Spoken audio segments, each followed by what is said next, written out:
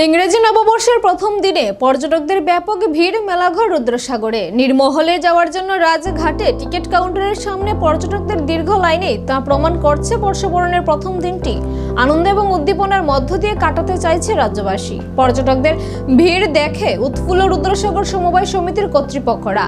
প্রথম দিনের ভিড় থেকে এটাই লক্ষ্য করা যাচ্ছে যে আগামী দিনে পর্যটকদের নিকট আরো গ্রহণযোগ্যতা বাড়ছে মেলাঘরের নির্মহল ভ্রমণ।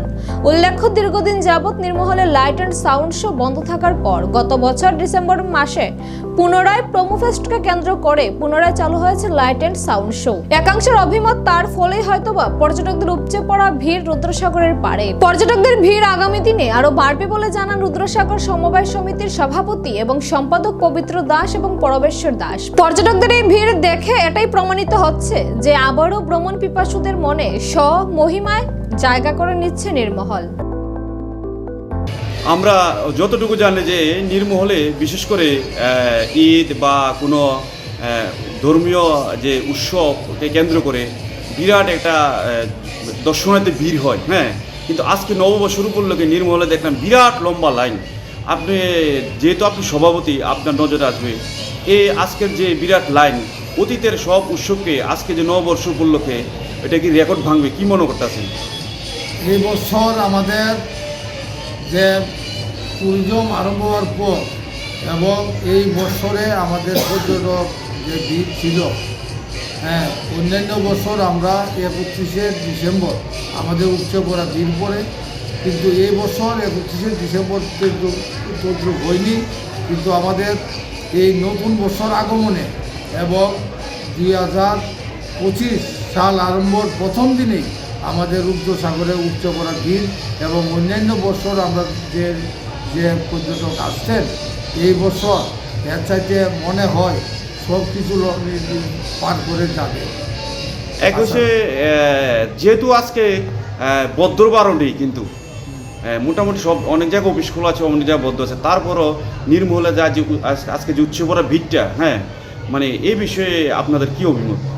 এবছর কারণ মানুষ 2024-এ এত কিছু বন্যা পরেও মানুষের এবছর একটা আনন্দের একটা জিনিস হচ্ছে, কারণ বন্যায় যেমন মানুষের ধ্বংস করে নিয়েছে, কিন্তু বন্যায় আমরা দেখতে পেলাম যে কৃষির দিক দিয়ে এবার অত্যন্ত অগ্রণী ভূমিকা পালন করছে।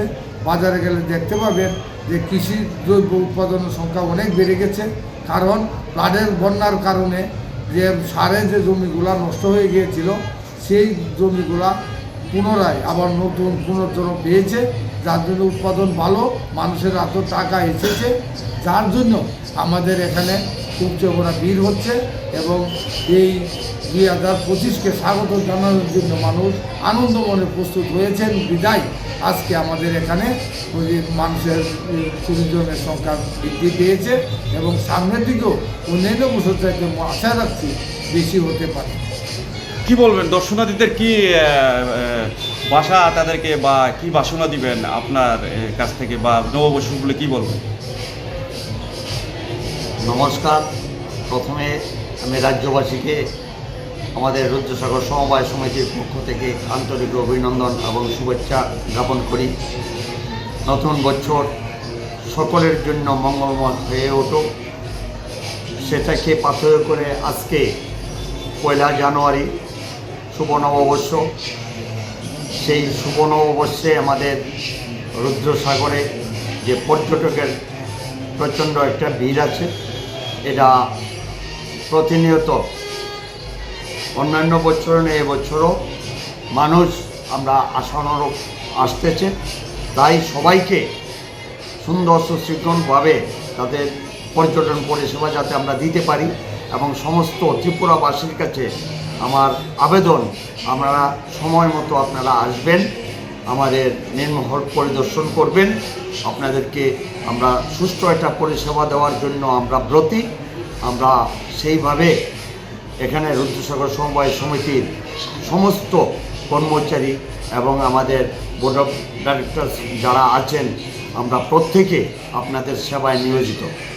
তাই বলে আমি আবারও রাজ্যবাসীকে আমন্ত্রণ জানিয়ে এবং ধন্যবাদ জানিয়ে আমার সামান্য কথাটুকু শেষ করলাম। নমস্কার।